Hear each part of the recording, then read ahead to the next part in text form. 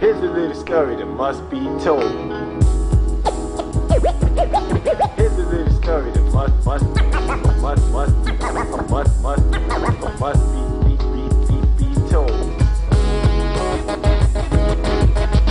This one particular day when I came home from school, I usually go home and practice, and I was playing music a little bit too loud, and my mom's came and banged on the door, boom, boom, boom, boom, boom. If you don't cut that music down, you're gonna have to cut it off. So while she was in the doorway, screaming at me, I was still holding the record and rubbing the record back and forth. When she left, I was like, that's a pretty good idea.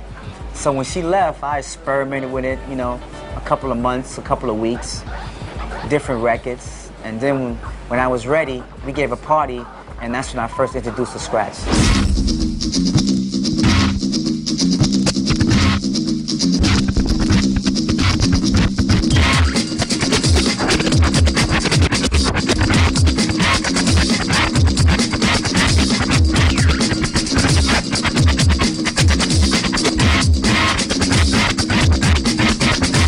When I was at Prairie View, A&M, this cat named R.P. Cola, who brought 2 copies of 5 Minutes of Funk by Houdini and Friends, and he just started cutting up the beginning of the 5 Minutes of Funk. And he had the little felt pads and everything. I had already seen hip-hop being done, like on, there'd been footage like that show Graffiti Rock, but to see somebody in Texas actually do it in my face at school was like, I was like, oh man, this dude is actually doing what I've seen on TV and stuff, and he's actually making it come to light at Texas. And I stepped to him and was like, yo, man, you gotta show me how to do that.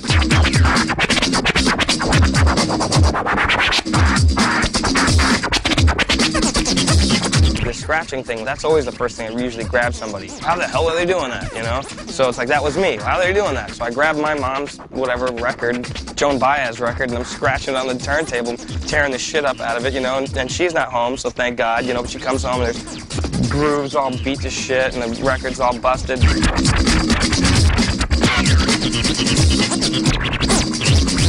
My dad used to hide his needles in these attaché cases that my mom had. And he would hide the needles there and lock them up. And my brother would pick the lock and take the needles out and stuff like that and set them up on the turntables and call his friends over, and his friends would just bring massive records, like crates of records and stuff like that. And they just make tapes, they make all kind of mixtapes with his friends rhyming and my brother DJing, cutting up beats and stuff like that. And that was my first exposure to the whole art of DJing and hip-hop.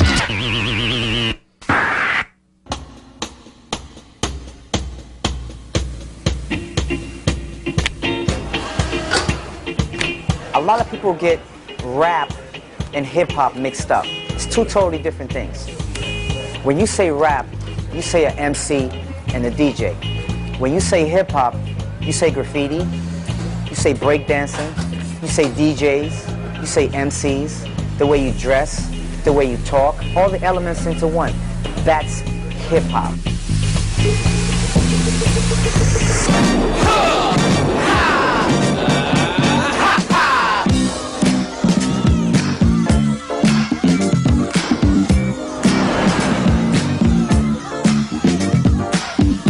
This is the famous Bronx River Houses, the home of hip-hop. We also used to say the home of God, and also Little Vietnam. It was crazy at one time, with even the police when they'd come in. We had a lot of gang violence happening at the time. Also a lot of social awareness that was also happening at the time. So that's why we started Universal Zulu Nation, trying to take a lot of gang affiliations and turn it to something positive. Bambaataa was one of the heads of the Black Spades. He was the division leader. And it was taken from a concept of Bambaataa went to Africa when he was leaving the Spades, and he seen how the black people were living over there, and he adapted his culture. He said, when I go back, I'm gonna start the Zulu Nation. We started organizing a lot of the different people in the street. We had different dance groups, B-boys, B-girls, as well as rappers and graffiti artists all together to make the whole culture. It evolved from us beating each other up to like break dances. I used to break dance myself back before Crazy Legs, before all them cats. Y'all got the moves from me, you know it.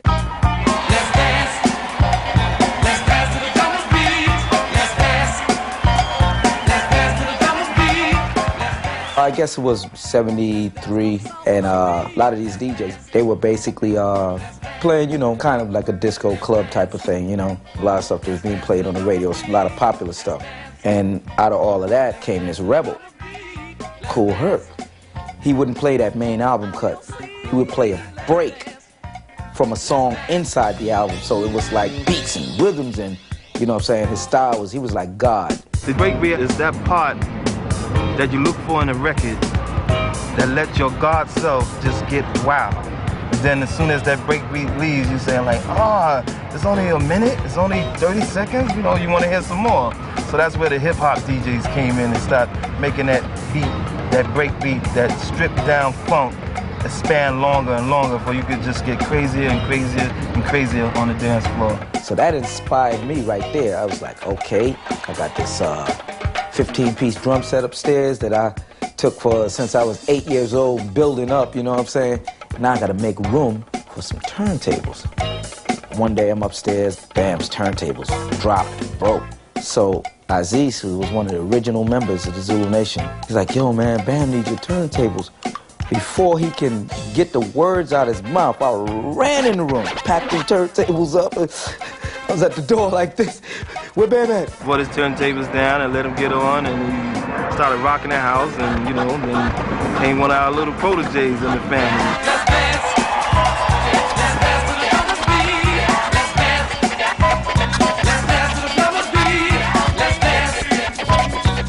Yeah, Jazzy J, Red Alert, Grand Wizard Theodore, DST. All of them had their different characteristics that just blew up the turntable. The DJ was the source of the energy because it was his responsibility to find the music, the selection of music, what type of rhythms that the people would feel in the audience. And there actually were no MCs, it was just the DJ. We would never get on the mic and start saying a rhyme. The only time we would pick up the microphone is when we would say, if you own a green truck outside, please move it, or Jerry, your mother's at the door. And it was a DJ who had to give the rights of passage to the MC to even pick up a mic at his set. I was walking down the street just a humming to the beat, and everybody else was a doing the freak. Then they asked me about another MC. I said a wimp and a wham. I don't give a damn. Look like a jelly, but they call it a jam. You know? The MCs were just more or less there to get the people involved. Like we would create the crowd participations, you know, all the hoes, say ho, you know, anything that had to do with the crowd was where the MC, the master of the ceremony, got involved. The DJ was the backbone, and we were the arms, the legs, and everything else to make him colorful. And they say the big DJ race, Theodore is running in first place. From the left to the right, he's out of sight. From the right to the left, he is the death. From the front to the back, he's not the right. Visibly, he got his back, so get down. If a person wants to get an understanding of how hip-hop was back then, the best thing is to look at Wild Style because, you know, that was how it was done. You're not going to get to see Grandmaster Flash, you know, cutting in his kitchen. That wasn't like part of, you know, somebody wrote a skit or something and said, well, this is what we're going to do. We're going to have him put his turntables in the kitchen. No, they were in the kitchen. A lot of the clubs further down in Midtown Manhattan, they never wanted to book no MCs or DJs. As time went by and they found out that we were making money, that's when they started booking us. Things started being pushed, getting pushed more downtown. That's when a lot of the punk rockers started coming up, hanging with us and partying among black and Latinos, where everybody thought it was going to be some type of racial violence and this and that. But as Uncle George Clinton said, one nation under the groove. We interrupt this record to bring you a special bulletin.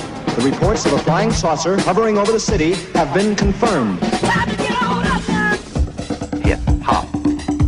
Hip-hop. Hip-hop.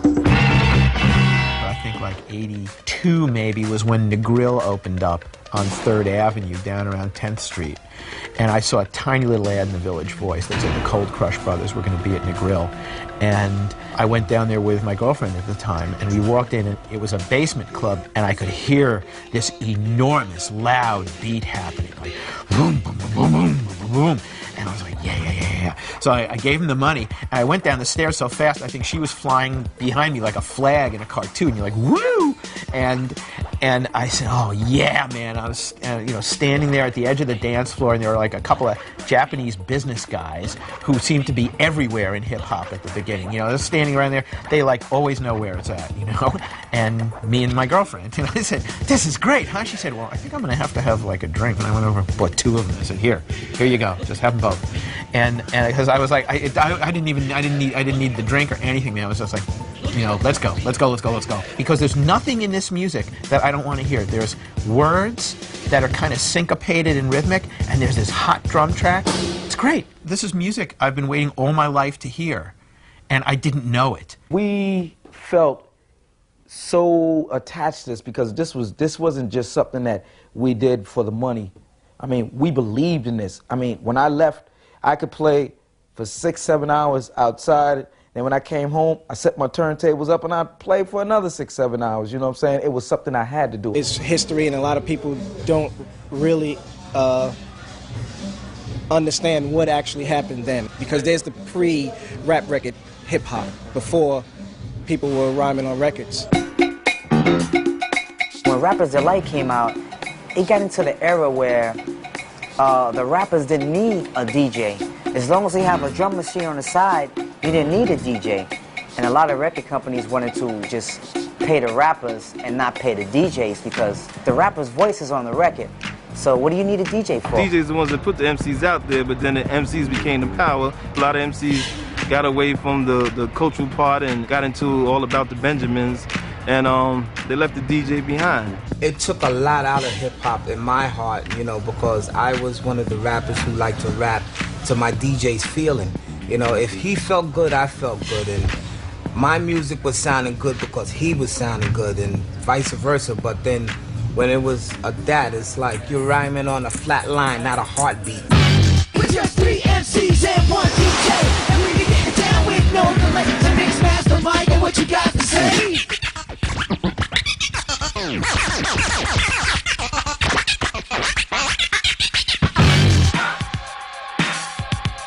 Buffalo Gals, Malcolm McLaren. All the scratching's making me itch. Zigga, zigga, zigga. Where's that sound coming from? The zigga, zigga. What is that sound? So one day I turned on the TV. I seen Grand Mixer DST live in concert with Herbie Hancock. Oh, that's where that zigga, zigga sound comes from. There's that turntable moving back and forth. And then I knew that's what I'm gonna be one day.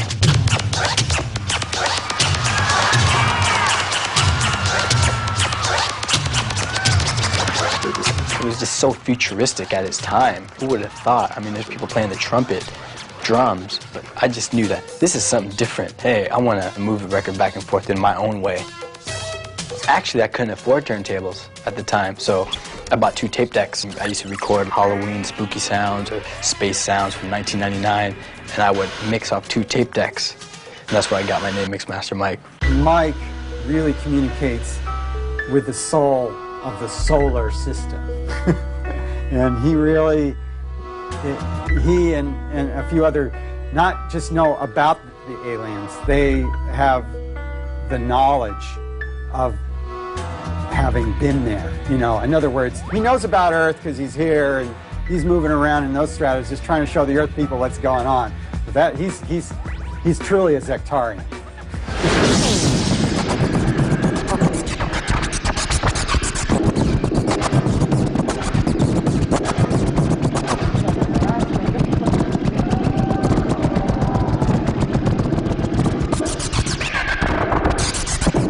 I got inspired one day because down from the apartment complex was a football field. And I seen these 3 lights that landed on the field out of my window. I kid you not. And that's where I got inspiration to like, maybe it was my scratching that caused these light beams to come and land. And maybe they're visiting, and maybe I am actually communicating to intergalactic beings.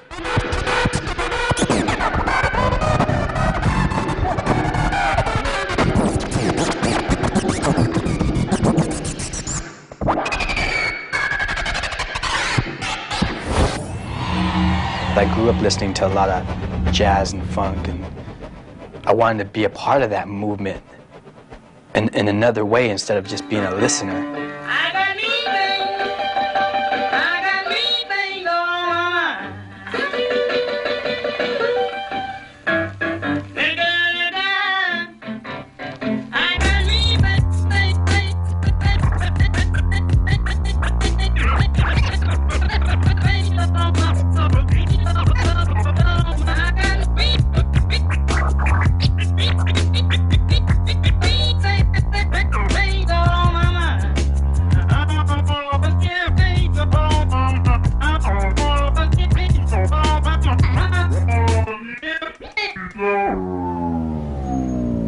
That's Robert Johnson, the Delta Blues.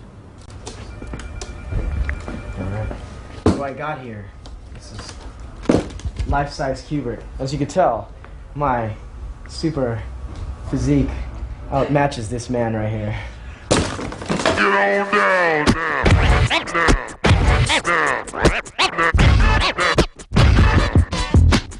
I used to DJ garage parties and stuff, and there'd be some times where I'd do the same garage in other months, and I'd see this kid pop up every now and then, and it would happen to be Qbert. He would like approach me, like, "Yo, I dig what you do, Mike." So I said, "Well, I'll show you some stuff when I come to my apartment." He'd sit there and just watch me practice the whole day. Then in between my practices, he would ask me, "How do you do this? Can you do that again?" My advice, do not show this guy your scratch that you found and developed, because he will take that and understand it so much more than you have. You know, he's like the Louis Armstrong of scratching. You know, even everyone tries to dress like him, except me though. I look a lot better. One day everyone's gonna try to look like Yoga Frog. But for now, we got this guy, the one and only DJ Qbert.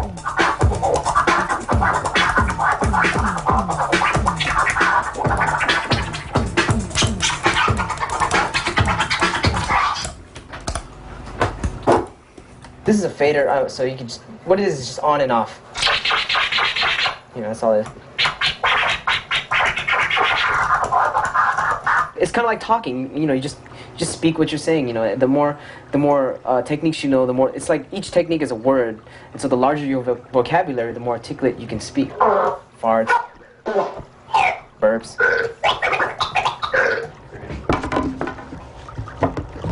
Beat juggling is the live manipulation and remix of music right before your eyes. Usually what you do is you kind of use the same two records. So this is like, I'm just using a piece of the record. It's called the break. It's like, and then this is the same record as well. Like that, right?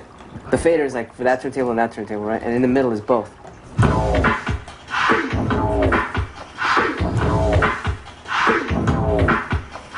So if you mess with both of those beats, you can go.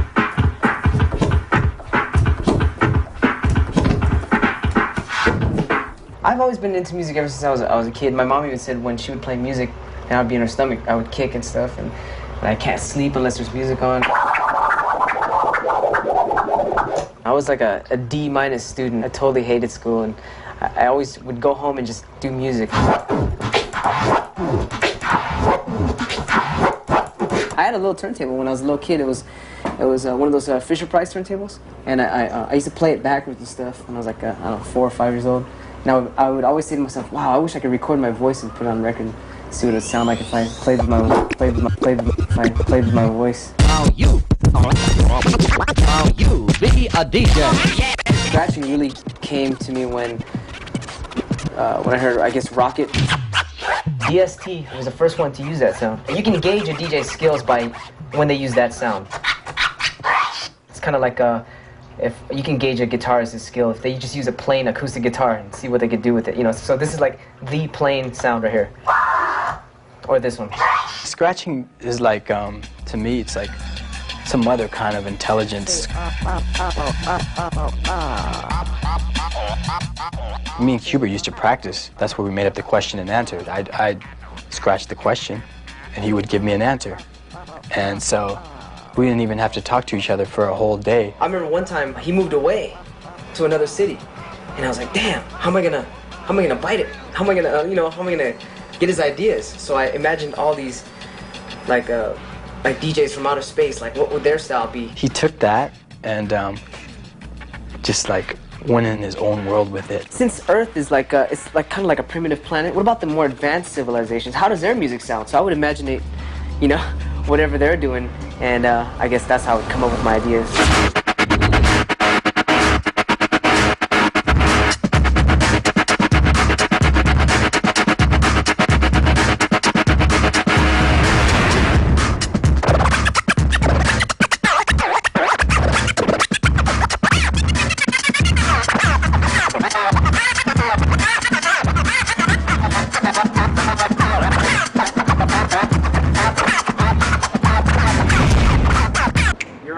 What's up?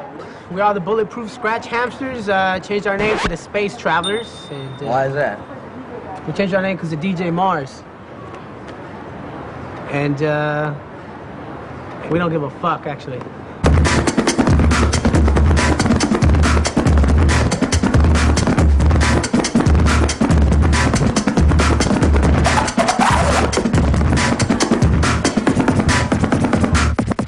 In the mid-'80s, everybody was a mobile DJ. Yeah. When you went, were a mobile DJ. Yeah, I mean, everyone in Me too. high school, everyone had their crews, and you'd bring your whole system, and everyone would play for half an hour, and whoever like rocked the crowd the best was, you know, like the winner. Lowrider, car show, YMCA, corner store battles, you know what I mean? School DJ battles, block parties and shit, you know? Real, man, I used to do parties. And the motherfuckers would want to take my turns, you know? But that never happened, did it? It was all about battling, you know. You got the b-boy battles and totally the DJ battles and stuff, and everyone would kind of get together, or you would even go to someone's house. Even if they just did a party in someone's garage where they'd open up the door and it'd be like 8 people sitting around smoking weed. Make that motherfucker warm! It's getting hot! It's getting hot! I remember going by Eddie Duff's house all the time, and he'd be down in this little room that got all sweaty, just scratching, scratching, scratching. Let's get a little warmer!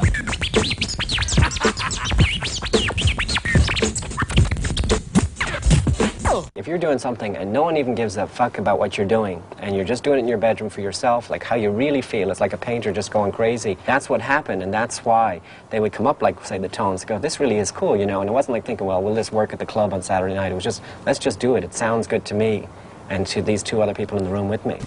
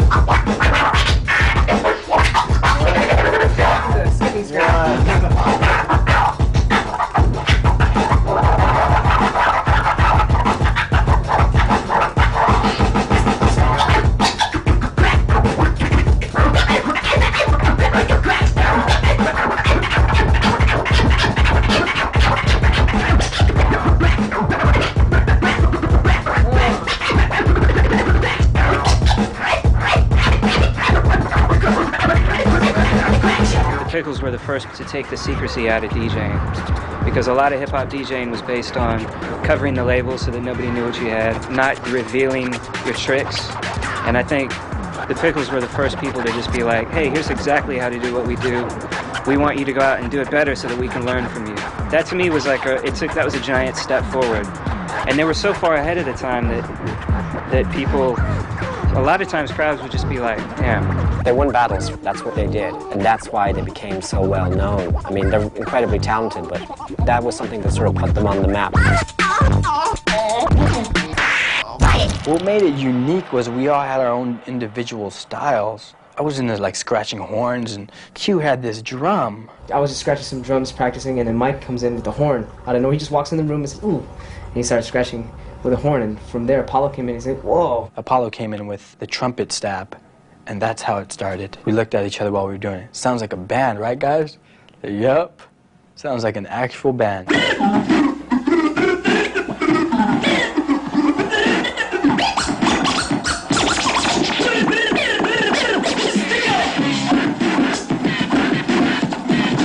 Oh, we felt totally like this is it right here. We're doing something different than everyone else. Yeah, we were totally like on another branch of hip hop.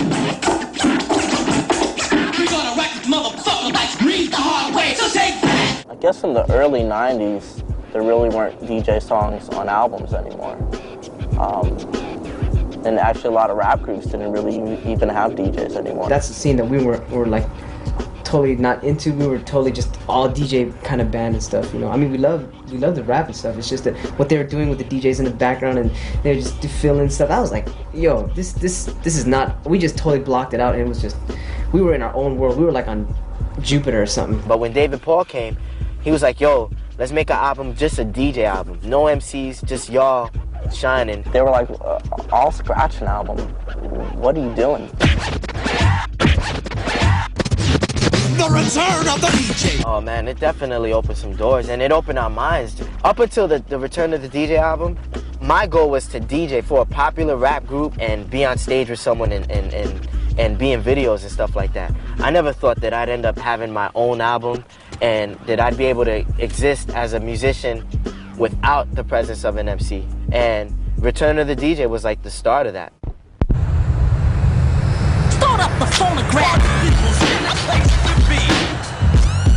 This is dope on plastic. This is Rob Swift. You're in Jackson Heights, Queens right now, and that's basically where I was born and raised.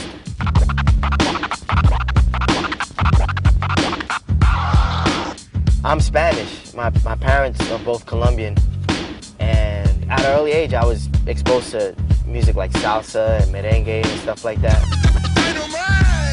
During the early 90s, you had club DJs, house DJs, radio DJs, mixtape DJs who did mixtapes and stuff like that. We were like, yo, we want to have a concrete, specific identity, which I think Babu was like the first person to actually even use the word turntables. I told him that, and he goes, you know what, man, I'm not even going to call myself DJ Babu anymore. I'm just going to be called, like J. Rue calls himself the Damager, I'm going to be called Babu the Turntablist. And that's what it was. It was something I'd write on my mixtapes. It was something I named myself. So and then all of a sudden it just went, just scattered, you know. He dropped it a few places here and there. Yeah, we're turntablists. To me, the original turntablist is Grand Mixer DST. Not only was he an integral part of the song and the band, he was like the highlight.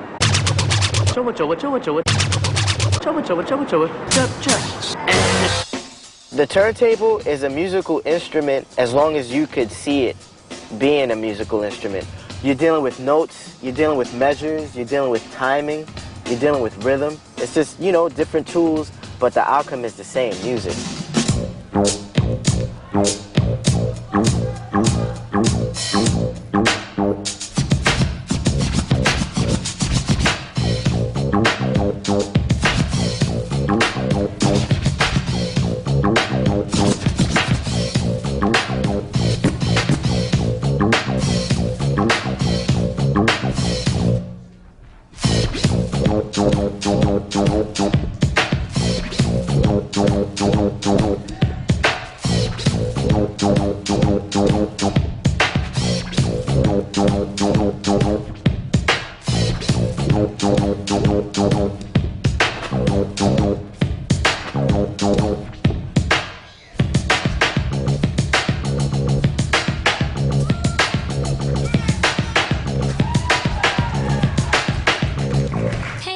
Just play that song, keep on scratching all night. Hey DJ, just play that song, you have me itching all night.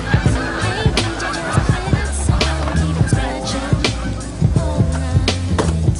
Hey DJ, just play that song, you What's up with Rocco?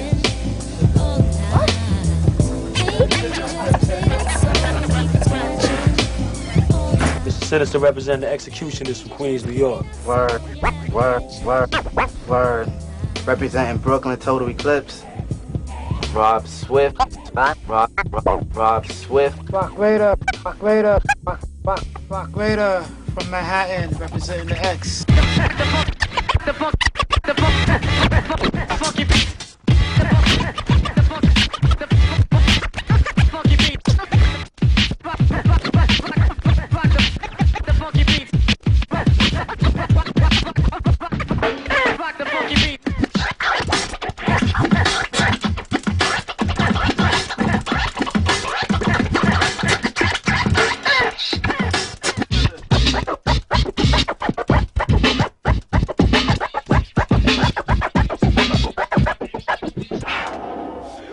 sometimes you just bump into different things that might sound good. Like, that's what it is freestyling. So right now, we was freestyling. We was doing one thing that sounded really good. So we figured we could probably incorporate it into something else that we're doing. Right. You know? All good ideas happen by accident. Ready? Yeah.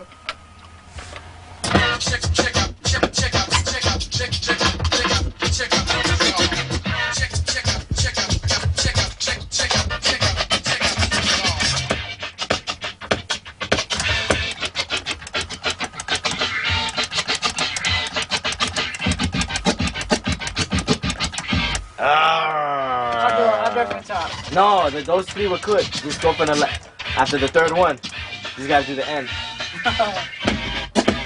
The last one. The last brown filling, right? To do the last Once you filling. do it, burn. Huh? No, like how you, how you said burn. What we're trying to figure out is how to record music in a way that'll come off similar to the way a regular band would play music. So it could start off with one kick and snare, and it'll evolve into something big.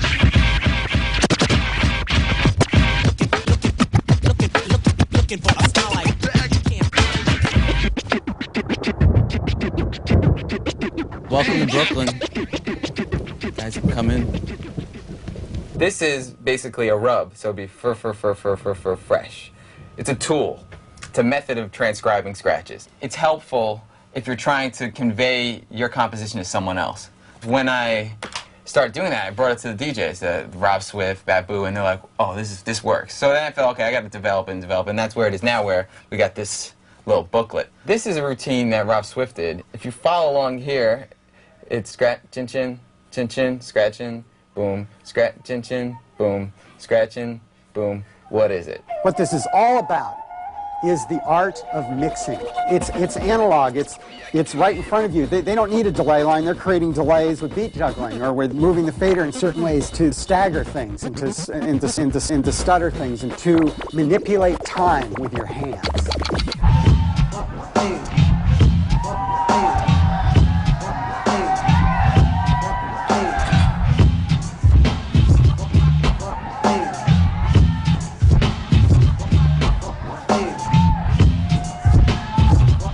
My dad's a professional musician. He wrote the Have a Coke and a Smile jingle. I don't know if you remember that, but so I get a lot of my musical background from that. I had like a traditional music upbringing. I was always in the band. I played piano and drums and started drums when I was 7. And just all through high school, marching band, snare drum, I can read music, I played trumpet. But with the scratching, I had just heard like wicka wicka, you know, like really easy, simple stuff. I was like, oh, anyone can do that.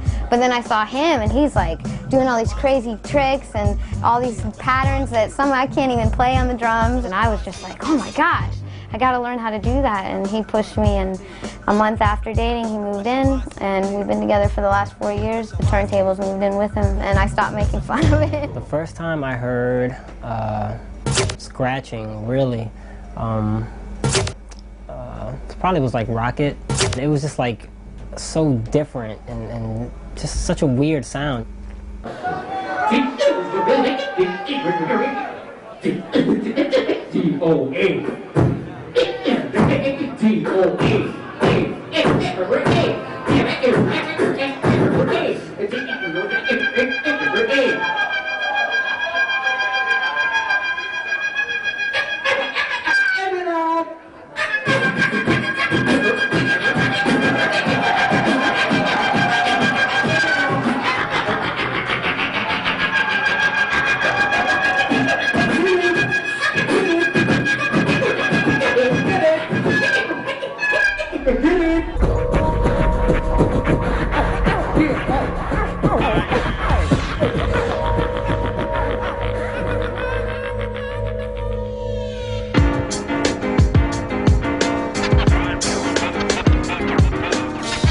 Yes, there was hip-hop, and it started like, you know, when it started.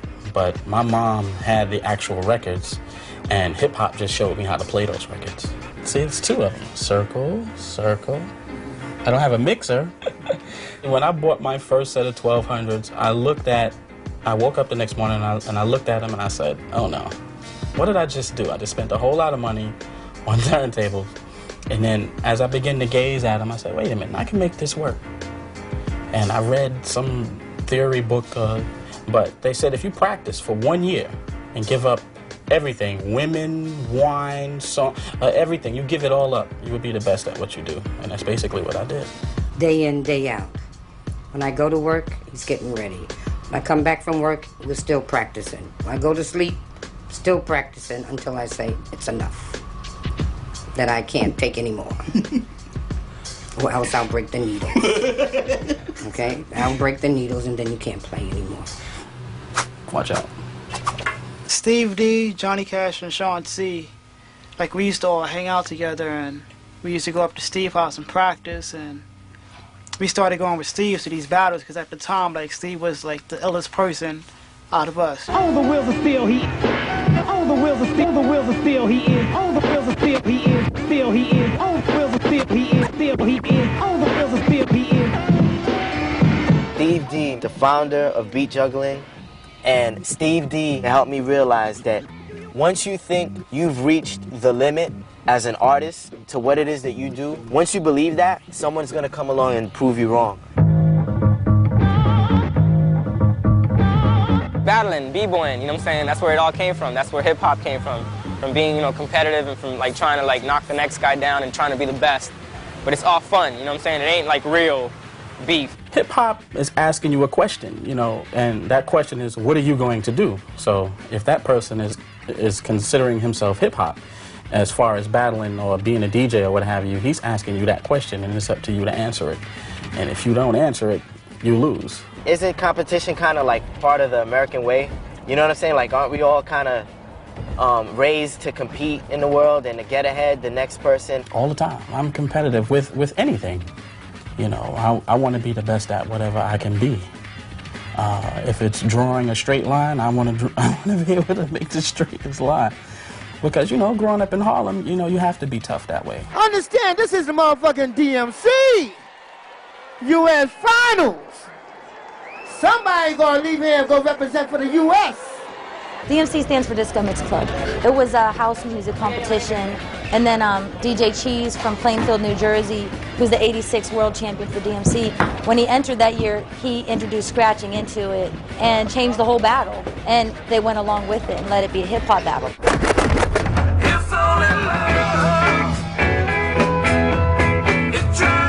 DMC is like if you do a 6-minute routine and you try to make that 6-minute routine the best overall. You know what I'm saying? You're not really going up against one guy. You're not trying to like battle this one guy. You're trying to battle everybody.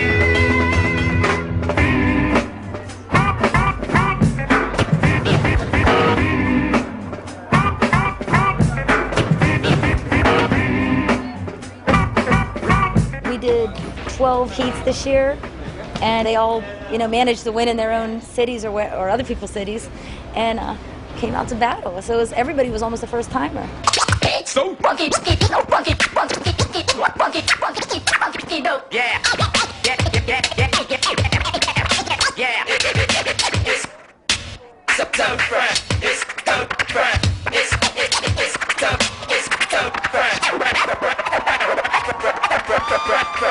in the day, DJ, it was mostly like, you know, you'd mix. You know, if you could mix 2 records, you know, just blend records, you were cool, you know, and you might have like a little, you know, double beat here and there, and then scratching came along, and that was the big thing, you know, scratch, oh, if you could scratch, wow, you could scratch and mix, wow, that's pretty good. Transform. Yeah, if you can transform now, wow, that's another plus, but then it just went bananas when people started beat juggling and then flaring and, you know, just crap. Then after that, then became body tricks. When I won the DMC World Finals, Rob was like a big time help to me right at that point. Like, I used to come into his house, practice, just put my set together, like we were just putting our song together. We just were like, hey, it'll be dope if you do this at that point, and just a lot of input, a lot of help.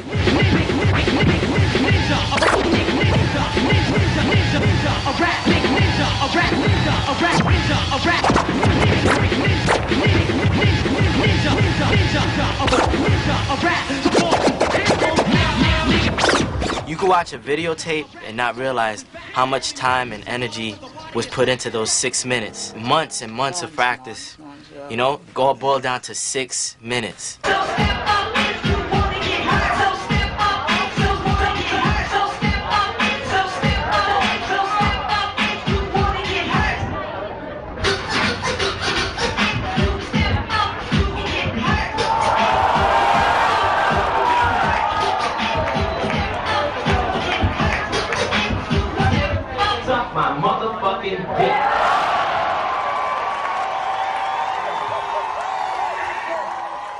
once you get in front of the set and it's like, you're going to compete against him, I'm not his friend anymore. I can care less. I'm going to eat his kids. You know, you got to try to act like you're the number one, but it's all an act, you know what I'm saying? Inside, you know, I get nervous. You can do your routine 100 million times in your room. You get in front of like 500 hardcore hip-hop fans expecting to hear something. You can crumble pretty fast. You can be DJing and scratching, your record skips. Oh shit. Yeah. You could go to like move the pitch control, your arm hits the needle. Oh shit. Oh shit. Oh shit.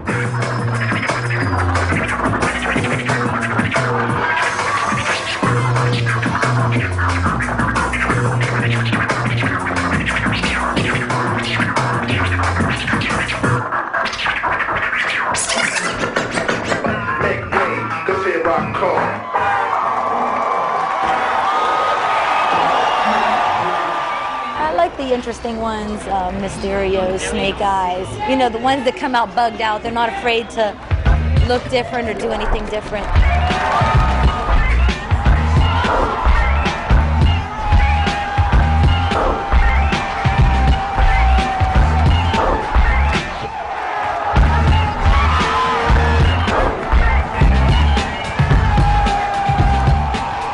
Competition's a way to get seen, as opposed to just DJing out in the street, in the park.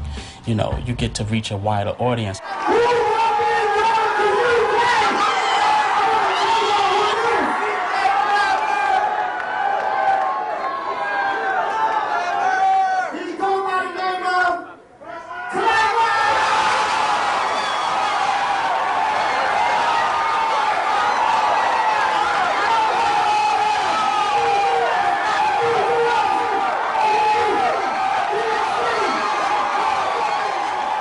The winner from tonight, he goes to DMC World Championships and he battles through the eliminations to see if he places, which usually US DJs do place. And then he'll eventually go up against Craze.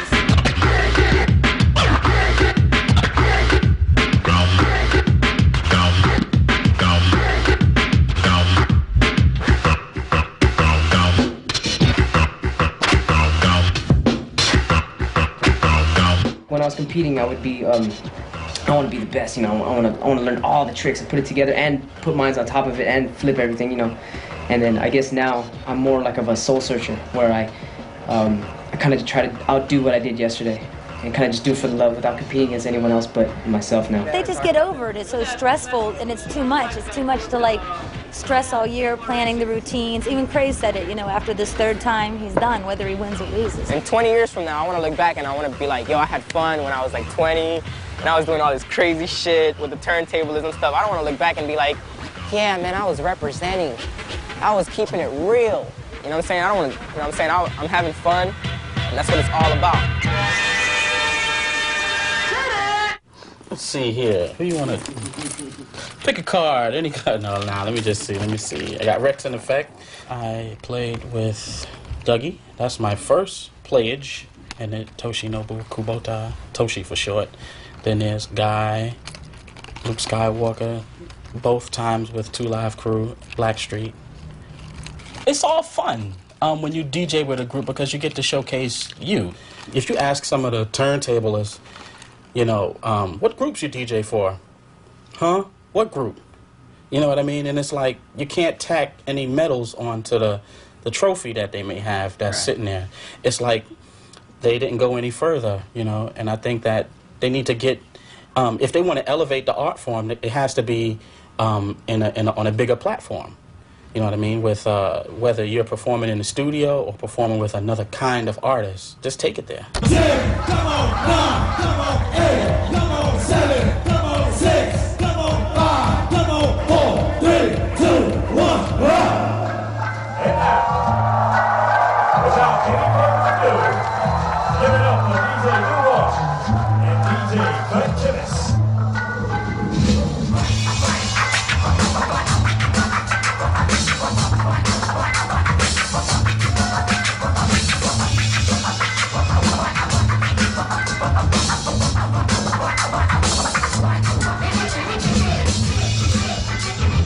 I took clarinet in the 4th grade.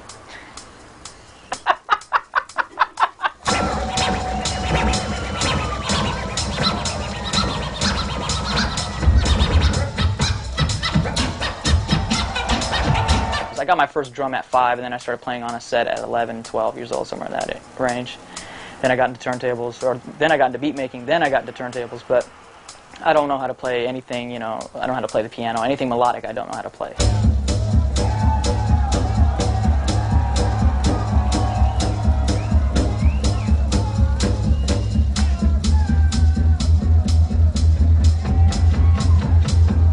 Turntable was originally something you walked away from when you put a record on, you know? You never thought to sit there and look at it and say, what else can I do with this?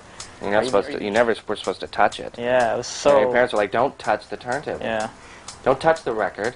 You're going to ruin it. I was 11 years old, and I heard Rocket by Herbie Hancock, the DST scratching on it. It was ship, ship, shrew it. And I grabbed the shrew it. That sucks shit.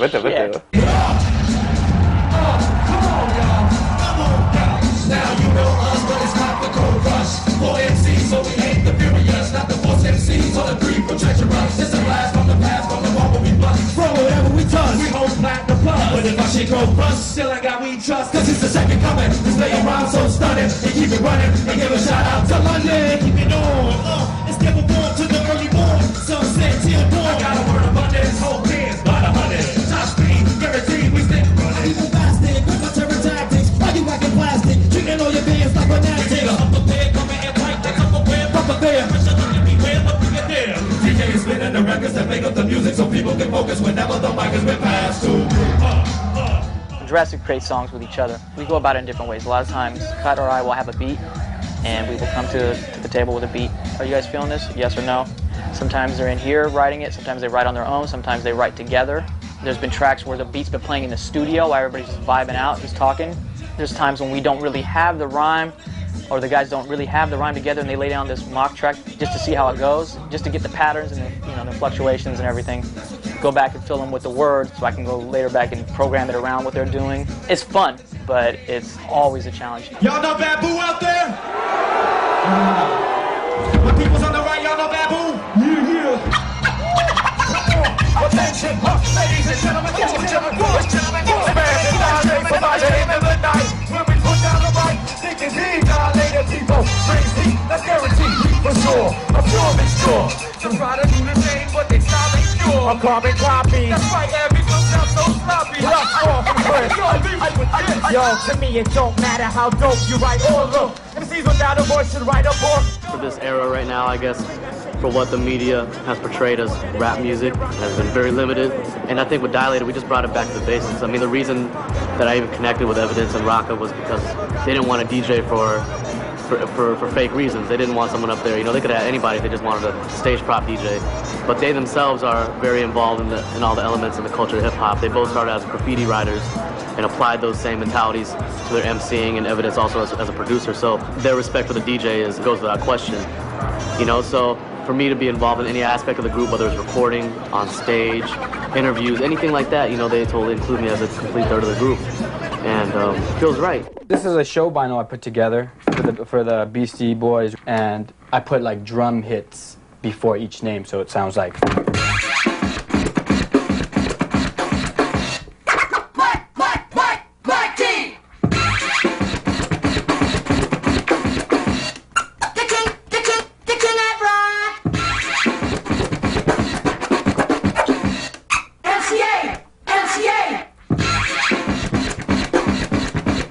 And of course, Mix Master.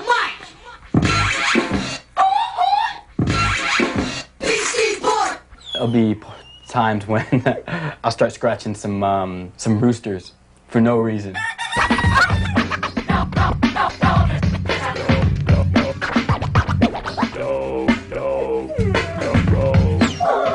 Just totally flip them out. You know, it's like I'm their maestro, and it's like whatever I throw in, they have no choice. They have to rhyme over it.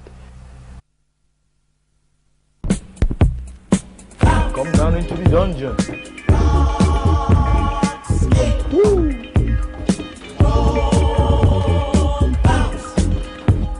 This is basically more or less the bulk of my collection. I got records dating back from the early 30s. You know what I'm saying? Got some vintage hip-hop. Even got a little Chuck Berry right there. Chucky, baby. Yeah, I got 300,000 or 400,000 altogether I have in the house. Doubles of a lot of things, you know, rare cuts and some garbage. I know so many breaks, man. I mean, I'm a walking encyclopedia when it comes to breaks, you know what I'm saying? Hip-hop, in the hip-hop world, they don't get too much by me, you know, I know it all. I know it all, I never sleep. Yeah, classic, Planet Rock. One particular thing that I remember was going to see Africa Bambaataa Planet Rock. And Jazzy J was so funky, it was great. Moving from one break to the next, cutting two records together, it was just wonderful. And Bambaataa would be, you know, looking at the crowd, you know, being this sort of inscrutable master of records. Sam would feed me the records and I'd just go off. Once I get into a zone, it's like you can't even talk to me. I start hopping back and forth. At one point, took out a 45, slips it over Jazzy J's shoulder. You know, Jazzy J kind of looks up and takes it. Band would point to the line, play the second cut. Play the second cut, the break is right there. Puts on the 45, and this break comes to the end, and then voop, voop, voop, boom, and he lets it go. And I was sitting there, I was like, wait a minute, what? And it was the opening break from the Shirley Ellis record, The Clapping Song, which I think the last time I heard that, I was 9. And I really liked it when I was 9. And all of a sudden, everybody's dancing to this funky break, and I thought, that's fucking amazing. Africa Bambaataa, master of records.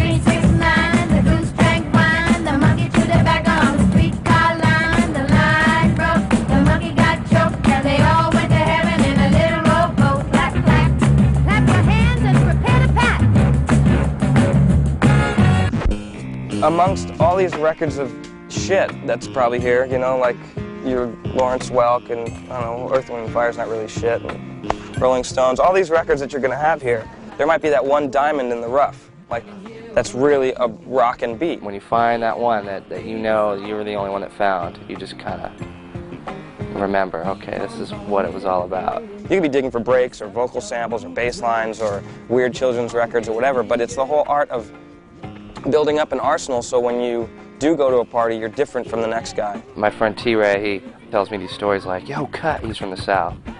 He's from South Carolina. He's like, yo, Cut, you know, I could go into a town and just, I could just smell the records. It's like, I pull in and oh, honey, we gotta stop. There's some records in this town, you know? You're digging all day when you find that one record, you know, it's at the end of the crate, you're dusty, you stink, you know? And it's a whole culture. I mean, it's that whole, like, you got it on vinyl? You got 2 copies on vinyl? It's like that always thing you're asking. It's like your drug. You got that? And this happened to me when I went to North Carolina. Okay, just look in the yellow pages under R for records, and we'll find stores. The phone page is ripped out. Somebody got there before us, looking for records. I talked to T-Ray, and he was just like, oh, yeah, man. Oh, no, you won't be able to find a phone book with records, you know, listed in there, because I tore them all out already. So I'm like, oh, man. DJ Shadow. He's the king of digging. No one's iller than him. He's got a keen sense. He's got the spidey sense. He comes here regularly and spends the day usually going through the records downstairs. He's been coming here for a long time. And he always comes up with a big stack of records like that. We don't let just anybody downstairs, so he does have a special relationship in that sense. This is just, it's my little nirvana. And being a DJ that I take, you know, the art of digging seriously. And this is just a place I've been going to for 11 years. It's just an incredible archive of music culture. And there's the promise in these stacks of finding something that you're going to use. And in fact, most of my first album was built off of records pulled from here. So it has almost a karmic element of like, you know, I was meant to find this on top, or I was meant to pull this out because it worked so well with this. So it's got a lot of meaning for me personally.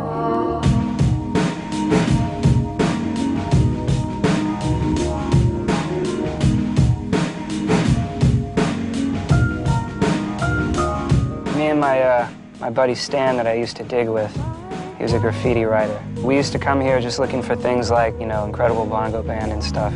Every now and then we'd buy things and Ed or Mark or someone will say, oh yeah, we got a ton of these in the basement, or you know, oh, you should see the basement if you think this is something. So after like 5 years of hearing this, I just decided to can I just take a look? And we came down here, and I couldn't believe that there was still something like this, a cachet this large, and the fact that it's relatively untouched.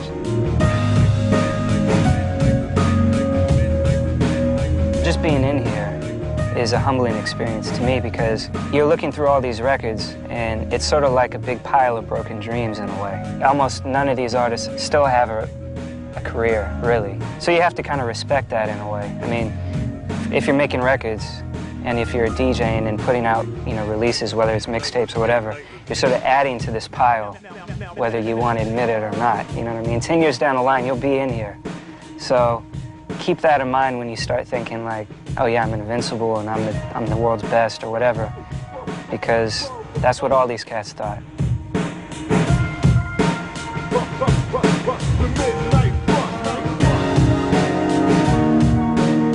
Over here is where I was digging and there was a mummified bat under one of the records. That was nice. Watch your step here. You smell the gas? It smells like gas. I guess that's just the records. I honestly feel like the people that dig don't stop digging because it's a part of who we are.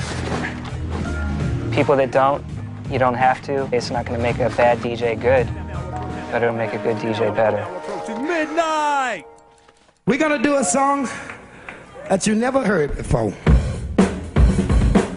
Double D and Steinsky put out Lesson 3, and it was like a couple years after it came out. I heard it like in '86. And this was essentially like literally a lesson in all the old breaks being played by themselves from front to back in order, a cohesive way that just, it was groundbreaking. The torch has been passed to a new generation of Americans. Lesson 3. It was a fusing of a lot of funk music and being able to take all these spoken word elements. And it became this increasing series of left turns where all of a sudden it was like, oh yeah, right, man, great. This is like, we can put Humphrey Bogart over this, and I have this seance record that we can use. When I heard that was, over the years, I always kept referencing that track. So when it came time for me to make my first record, I called it Lesson 4. And just so happened that a few hundred miles away, Cut Chemist was doing the same thing. For the same reasons. Lesson 2. That was the first time I've ever heard breaks, old records with drum beats on them. I listened to it and I was like, wow, this record was made entirely from records.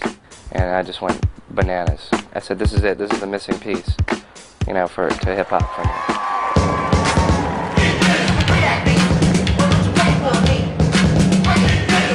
So it's sort of like a once-in-a-lifetime thrill for us, because we flew in Steinsky to join us on stage for a Lessons kind of reprise. We're trying to use all the original records. I'm like a radio DJ, as the first record ends, the next record begins. And these guys, they knew that these were studio creations, and they kind of looked at them as, oh yes, this should be able to happen live, which is amazing to me because we never even thought about that. And say to them, what does it all mean? A lot of those groups that I was brought up on, from the Commodores to Earth, Wind & Fire to Al Green, Curtis Mayfield, all that, the sounds that they did back then, they don't do them like that no more. They started getting into the computer generation and newer equipment, and that style died, and the funk just didn't sound rugged like it used to. It's something about that beat, man. It moves you in a certain way before you even hear vocals. It's a driving force.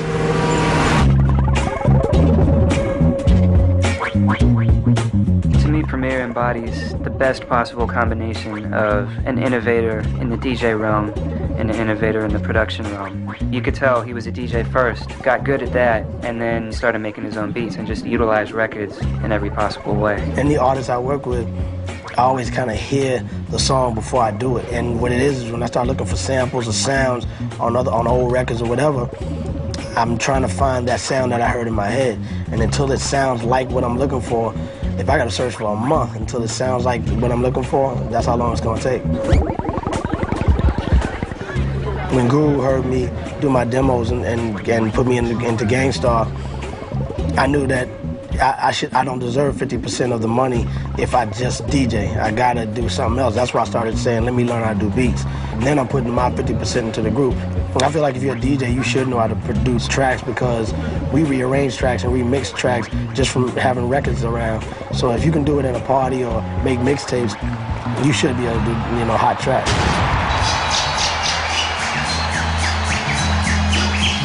What's up, California?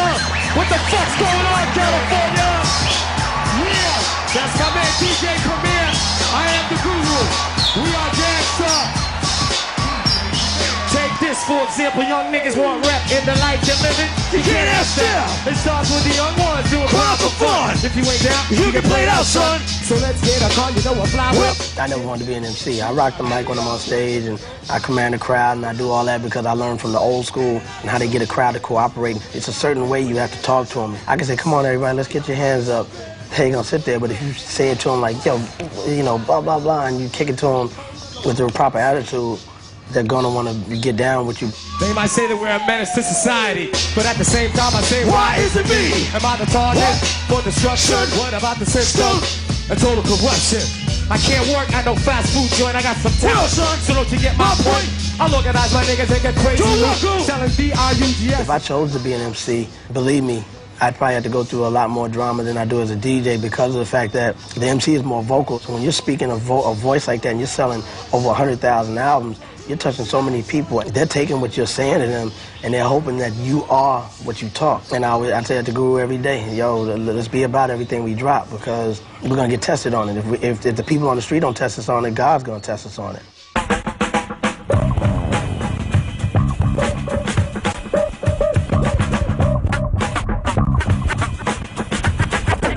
Making your own vinyl is, it adds a different level from when I was just playing other people's records and can just, I kind of had to go with whatever their format was. I've got this record that I put out that I made where it's nothing but guitar tones. And it's a whole octave.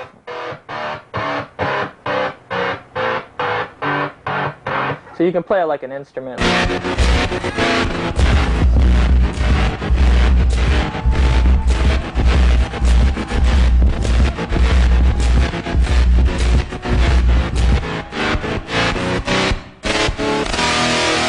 Kind of evolved. People used to not like vinyl that was kind of set up for DJing because they thought it was cheating. But then I think music started to be made anyway, catered towards DJs. So records specifically for turntablists and battle DJs and that sort of thing started popping up. These are ultimate breaks and beats. That whole digging in the crates thing. These kind of like helped a lot of guys find those breaks that are just not around. This was an opportunity for them to just like have these. There are hundreds all over the place. This record contains 7 different noises. Noise number 1 is the horn staff. And then the numbers. Oh, with a 1, 2, 3, 2, 1, 2, 3, 2, 1, 2, 3, 2, 1. 1, 2, 3, and then the tweak tone. And then the crash.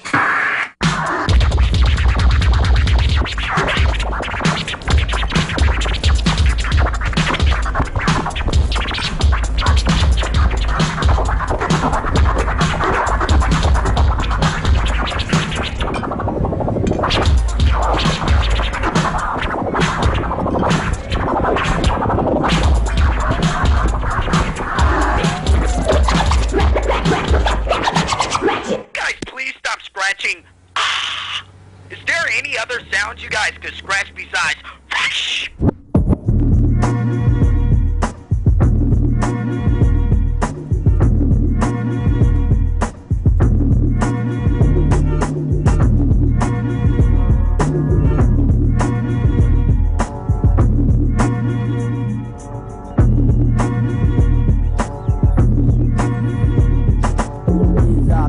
My mind, take it easy.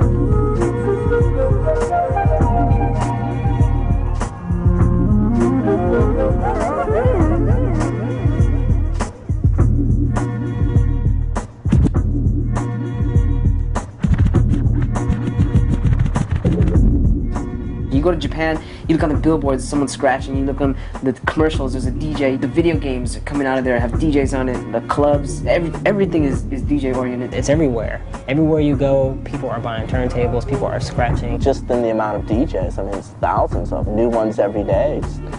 Kids want turntables and a mixer when they graduate from high school. They don't want a car. They want turntables and a mixer. I'm gonna read through the order one more time. So we're gonna start off with Will, DJ Spaz. Second, Daniel, DJ Froth. So after Daniel, we got Mike, DJ Tech, David, DJ Static. Then we're gonna do a set from the rappers. Show me what records to put on them. So anyway, I think the most important thing is that you guys enjoy yourselves when you do it.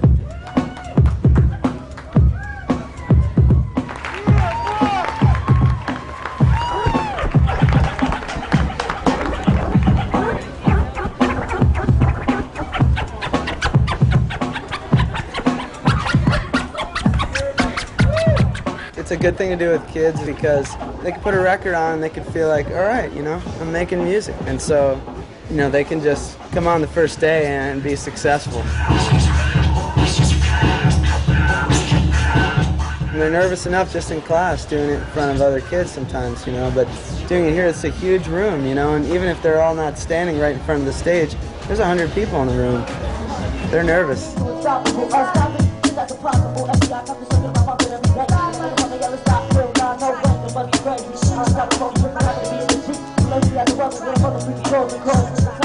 It's cool to be the one controlling the crowd, you know what I'm saying? All the kids around me in my class, they say, oh guys, you gonna DJ the next dance? I said, yeah, I'll be there. They said, we'll be dancing, scratching or playing music or whatever. So it's cool. You know what I'm saying? We rappers, but we be doing a little DJ. You see the little shirt right here. So DJ, they cool because, a lot of guys like it, they be bumping it in the cars and stuff like that. It's the whole hip-hop thing. Yeah, it's the whole Everything hip-hop that has thing. to do with hip-hop, we like.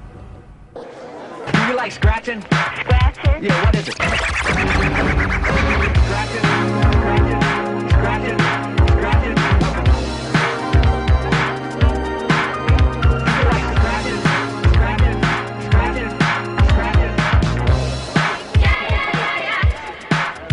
I heard that in England, in the last few years, that turntables are outselling guitars. There's no doubt about it that the DJ industry has doubled in size in the last year alone and has captured the American youth in the same style that youth were playing guitars and drums back in the 60s. The turntablist guys have really made a big splash. There are competitions like Disco Mix Club, ITF, have really fueled innovation. You have people like Q-Burk and Rock Raider, Mixmaster Mike. It's definitely booming. Hip-hop has been wonderful to us as a company.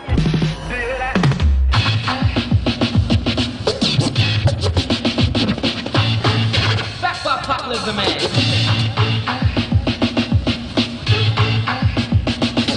When they have a demonstration, it's just the area is packed.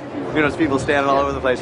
We've had some legendary guitar players, we get 10 or 12 people, I spent all this time woodshine to learn all these licks and everything, musical theory and everything, and these guys come along, scratching up the place. I've tried out myself, but I didn't know what they're doing. They could do some really neat stuff with it. But I guess honestly, I hope it doesn't become another one instrument out there. I don't know, that'd just be a letdown. The turntable can entertain you for a while, but if you are only entertained that way, then you are eventually going to be dull. Kind of a silly way of making a noise that's not too pleasant to ears. Without musical instrumentation, what do they have to scratch? What are they going to do when electricity runs out and they're stuck with acoustic guitars? I don't know.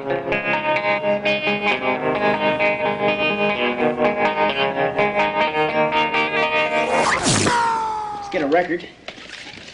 Regular record, any record will work. Have your little vinyl killer van. You can see myself, Shortcut, Keyword here, riding the van. Put the needle on.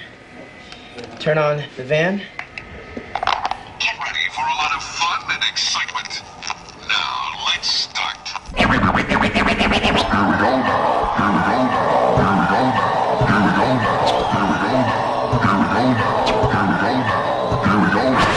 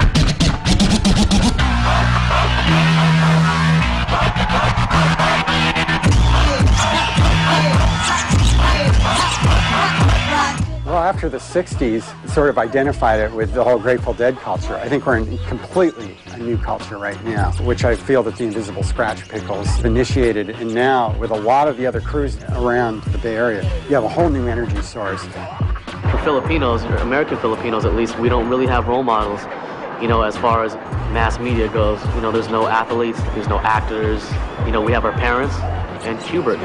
And, you know, whether Q likes or dislikes the idea, he's very much a role model. You see it, you know, even the Australian DJ champs are a couple Filipino guys, you know what I mean? It's more than a coincidence, you know, and I really attribute it to Qbert and Mike and Apollo, like, putting the DJing out there so much. Invisible Scratch Pickles' presence, you just kind of go, because, you know, I mean, they're the most influential DJs that have ever lived.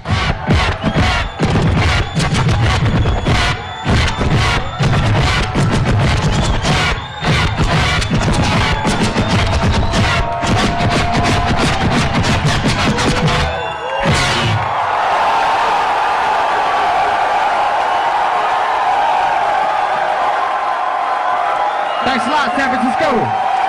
They're disbanding as the Invisible Scratch Pickles. They're not going to use that name anymore, and they're more going to sort of just do like solo things. And it's like the Sex Pistols. It was like they broke up at the peak. It was perfect. Yeah. Or Operation IV. The day their album came out, they broke up.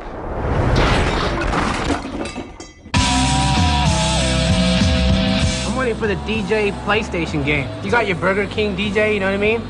You got your fucking, you got your LA Gel commercials with some fucking DJ. What the fuck is that? What does a turntable have to do with your hair? Same shit that happened to breakdancing is gonna happen to DJing too, you know what I mean? The true motherfuckers will survive and still be doing it 20 years from now.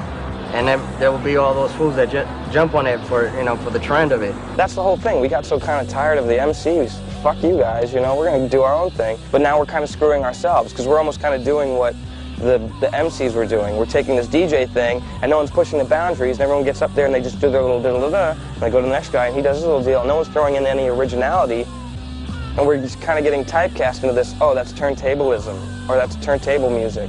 I know the boundaries of that. I know where that's gone. You got all these new kids, they got like 10 records and they're just battle records.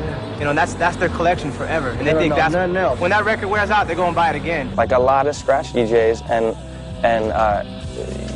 DJs that are like battle DJs don't know the first thing about digging for records and how to rock a party, you know, how to get on a mic. It's really important to get on the mic and speak to the crowd. People should make music to make people want to party and not just like make music for people to study. You know, it should make you want to party and shake your ass and like why does that get some girls on the dance floor. You know? Why does it gotta be studied? I want it back. I want it dirty. I want it crunchy. I want it raw. I want it ghetto.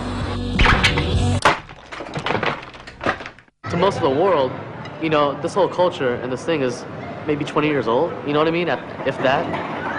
And we're just on the brink of something new. And I just know right now, it doesn't really bother me because I just know, I look at the kids who are into it now, and they're obsessed like I am. And I see them not quitting anytime soon. And I just can't imagine what it's going to be like when they're the older ones. When they're making decisions, when they're going to say what's cool, what sells, what is fine music, what is not. Ladies and gentlemen, this is an experimental record. It's an experimental for me, and I hope it be experimental for you. There's always been a mystery about the drum.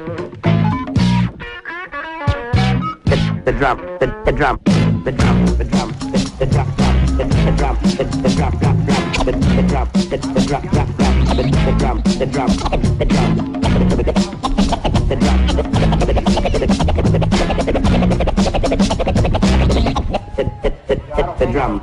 Improvising. We've got our turntables, we've got a crowd, and the collective goal of making the crowd rock.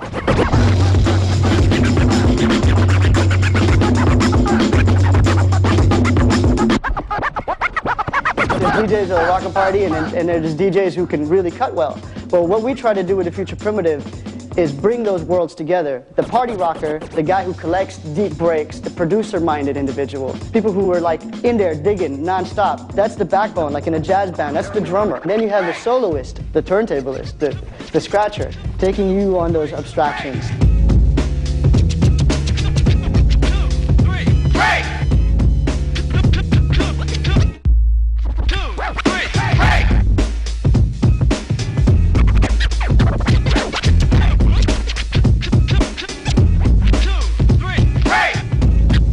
I've always thought that anything that flows, you can find parallels to and merge. The exciting thing about hip-hop is it was already doing that originally, you know, the four elements, breakdancing, DJing, graffiti, and MCing. They're trying to marry a lot of different styles and a lot of different flows.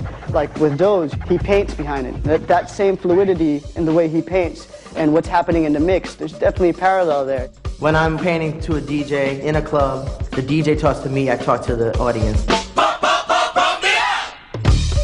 Hip-hop is the lifeblood of my work, and turntablism is the next step, and it coincides with the audiovisual package of Future Primitive.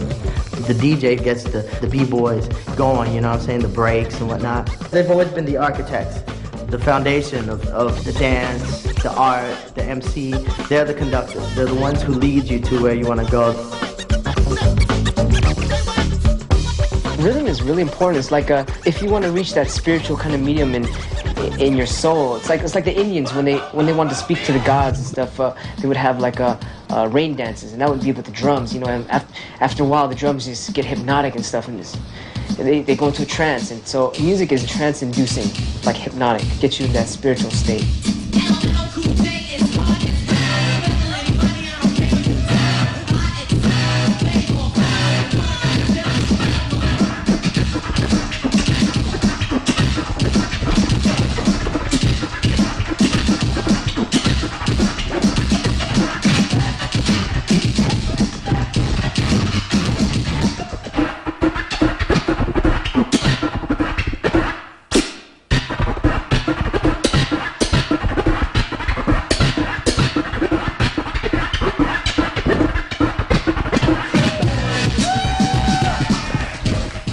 Called the zone or a nirvana. You know, you just totally you're just all into it. You know, you're just getting the whole. It's like you're not playing the instrument. It's like you're the instrument and the universe is playing you. It's some kung fu stuff. I don't know. It's just you're just in there and you don't feel it. You're just flowing. Nothing can stop you.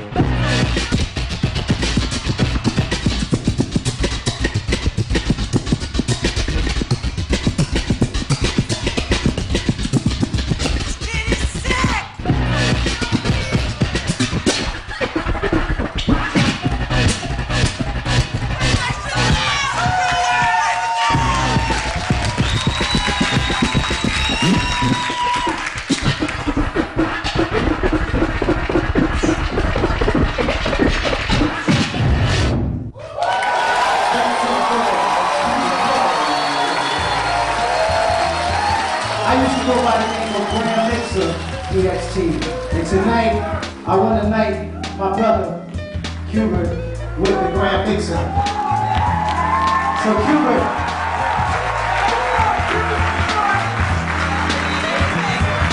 this is the Grand Mixer.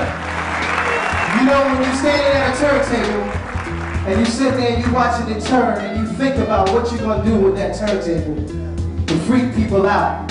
It's a heavy thing, man. It's something that you gotta really interact with that turntable, watching it spin, looking at it time after time after time. And it's very obvious that this brother has been indoors for a long time, many hours. I know, because I used to do the same thing. And to see somebody take something to the next level and pass that baton, then he deserves that right to use that name. The Grand Mixer Cuban. Now it's time for our wrap-up. Let's give it everything we've got. Ready? Begin. I believe everyone is one. Everything is one whole big ball of energy, kind of like the Star Wars thing about the Force. You know, everything is just, everyone's connected, you know, and we're all just like one energy. Like we think we're separated, but everyone affects everyone. When you find out you're not separated, it's like, everyone is a limb of one whole thing. So why would you want to hurt your hand or hurt your fingers or hurt your arms when you know that person is part of you? So in order to help people, I make music for them and, teach people about scratching and I guess try to brighten up their lives or whatever, that's my whole destiny on this earth. Q-Bird and Mixmaster Mike, and they all tell me, hey man, when we saw you, that was it. And I know that I've affected the population of the planet Earth. That's a great feeling. I feel that people today are realizing that what they're doing now came from somewhere. In order for it to go any further, it has to go around the 360 in order for it to go even further. And I always say, you have to know where hip-hop's been in order to know where it's going. You have to. Well, I always know things goes into cycles, and it's all coming together. I just hope to see it be intergalactic. Since we are becoming galactic humans, we're trying to get to Mars and Jupiter and all that, so I'm ready to see it on all the other planets in our solar system. Not the 9 planets, but the 12 or 13 that's out there. That's what I'd like to do with turntables. Show the world that, there's something really cool out there, something different.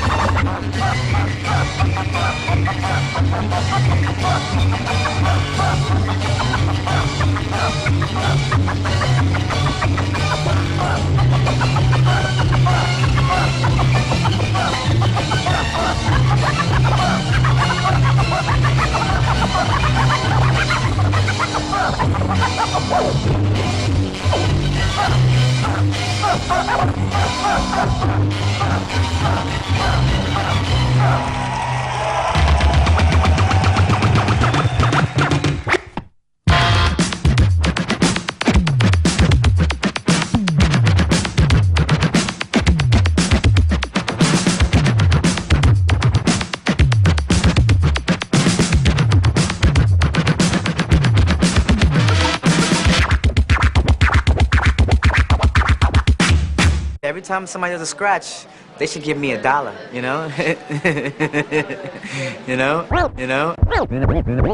I really feel that.